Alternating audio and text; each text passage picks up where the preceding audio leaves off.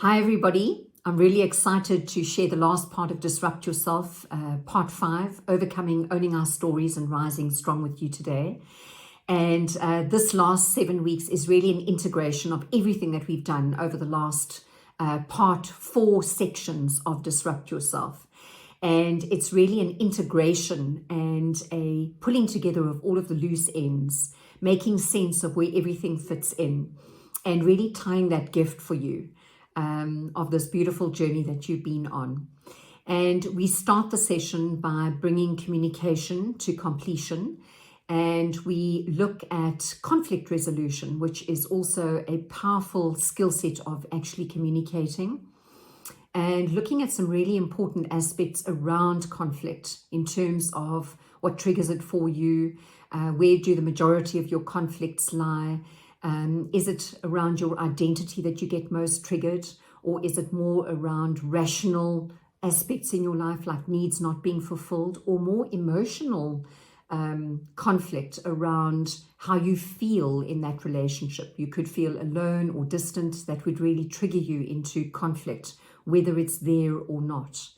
And so it's creating awareness around your conflict, but then also giving you a skill set of what to be mindful of, and a process of taking yourself through a real clear path of working with difficult subjects in a healthy way.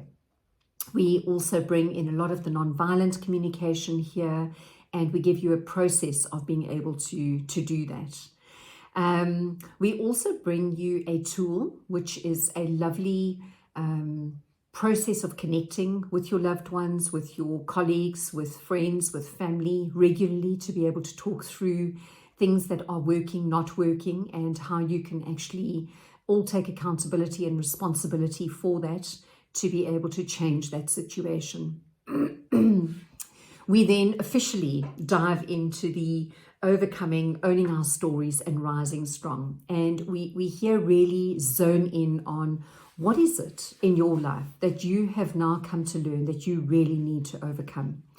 And that's naming it so that you can be specific. You know the areas it shows up, and you also know exactly what it's actually bringing for you. So we dive in and we start to look at a rising strong process. And we need to walk into our own stories. And when we do that, we need to really be comfortable around our emotions. So here you're realizing we're bringing through our emotional skill set again, being able to connect with it, and also becoming really curious about what's going on there for us, what our emotions are telling us, where they're leading us and guiding us, and looking at what part of that overcoming story is it that we really need to be looking at. And when we do that, we start to get quite curious around ourselves. We get curious around the other person, and also the situation that keeps presenting itself.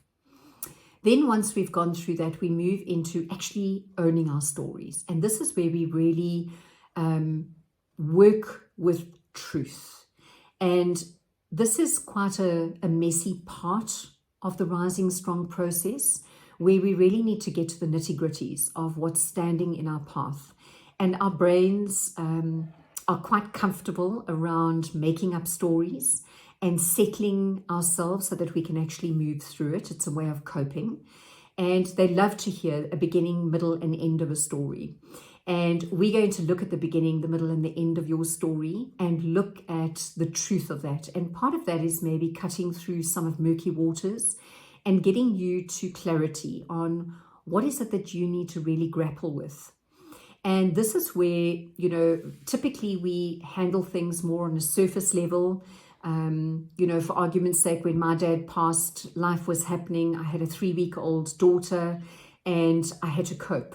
So what happened was I dived in, got busy at work, and busyness is a hiding place, by the way, around emotions, and just carried on with life. But it wasn't until years later that I actually had to really grapple with what was going on for me. And I realized that it was the loss, the longing, the grief around my dad that I had not dealt with. So that's just by means of explanation and making it practical, some of the things that you may need to dive into. So during this owning your own story process, we will look at a couple of aspects where You may, depending on what you need to overcome, need to dive a little bit deeper. That could be around expectations, disappointment, heartbreak, shame, perfectionism, forgiveness for self, for others. It could be even around compassion and empathy. And remember, some of the questions you're asking yourself right now is, what is it that I need to go deeper in and make sense of to be able to overcome? Because in times gone past, we've moved through that too quickly and not really got to the root of the issue. And for some of us, it's dealing with regret. For some of us, it's identity or nostalgia. And around nostalgia, you really want to look at your life and connect the dots. There was a lot of things in my life that didn't make sense until I actually took myself down memory lane and I listened to stories and I thought about them and I asked questions. And finally, everything made sense because the connections were all there. And for many of us, we may find that our truth and the real heart of the matter is cutting through a lot of lies that made us feel really comfortable around the stories that we told or tell. So once that process is done, we move into some completion tools, and part of this is actually practicing the work. There's no point in understanding it, having the knowledge, but not practicing and embodying it. And that's really where change and transformation steps in and is lasting. And that's what we're after, is lasting change, having rewired the brain and moving off, living with a skill set that is part of who we are, not just something that we've learned about and moved away from.